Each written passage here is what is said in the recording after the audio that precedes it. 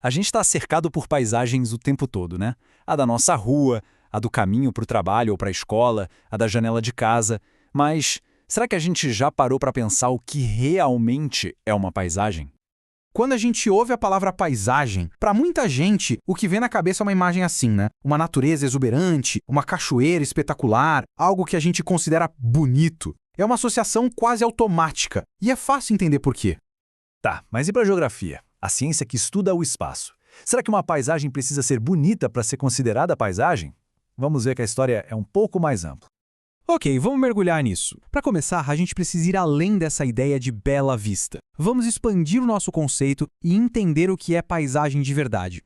E aqui está o pulo do gato. Para a geografia, a paisagem é basicamente tudo aquilo que os nossos sentidos podem captar em um lugar. É o conjunto dos elementos naturais e também dos elementos culturais. Não é uma questão de ser bonito ou feio, mas sim de tudo que compõe aquela cena. E para a gente entender melhor esse conjunto da obra, dá para dividir tudo em dois grandes grupos. Vamos ver agora como esses dois blocos, o natural e o cultural, constroem o mundo que a gente vê ao nosso redor. Primeiro, os elementos naturais. O nome já diz tudo, né? São aqueles formados pela própria ação da natureza. Pensa aí, as montanhas, os vales, os rios, lagos, o mar, a vegetação nativa, tudo isso entra nessa conta.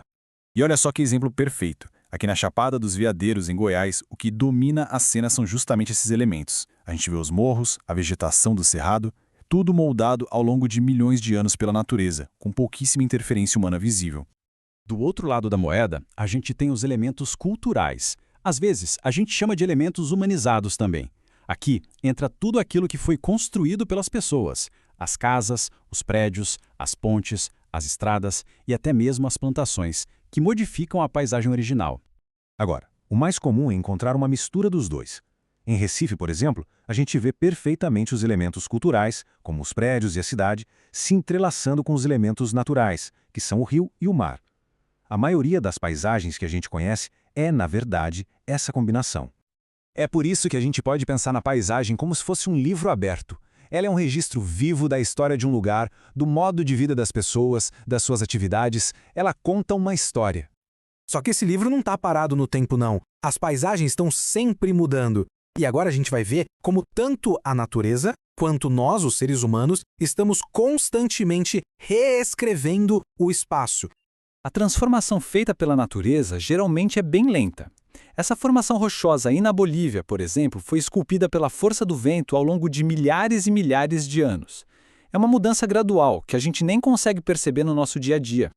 Já a ação humana, essa pode ser incrivelmente rápida e radical. Dá uma olhada nessa comparação da Avenida Ana Costa, em Santos. A primeira foto é de 1940, a segunda de 2021. Gente, é outro lugar. A paisagem foi completamente redesenhada em menos de um século. É impressionante. E o interessante é que o passado não desaparece por completo. No cais do Valongo, no Rio de Janeiro, um sítio arqueológico que é patrimônio da humanidade, convive com a cidade moderna ao redor. A paisagem vai acumulando camadas de diferentes tempos, uma sobre a outra. Só que essa nossa imensa capacidade de transformar o mundo tem um preço, né? Vamos olhar agora para um lado mais sombrio. As cicatrizes que o progresso pode deixar no meio ambiente e, claro, na paisagem. Essa imagem aqui é forte. É muito lixo trazido pelo oceano numa praia remota lá na Indonésia. Ela mostra que o nosso impacto hoje é global. Nenhuma paisagem, por mais distante que pareça, está totalmente livre das nossas ações. Um dos impactos mais visíveis no Brasil é o desmatamento, como a gente vê nessa área em Mato Grosso. A vegetação original é removida em larga escala, principalmente para dar espaço para a agricultura e para a pecuária. E as consequências disso vão muito além da perda das árvores. É um efeito dominó, sabe? Muitas espécies de animais e plantas entram em risco de extinção. O solo, sem a proteção das árvores, perde nutrientes.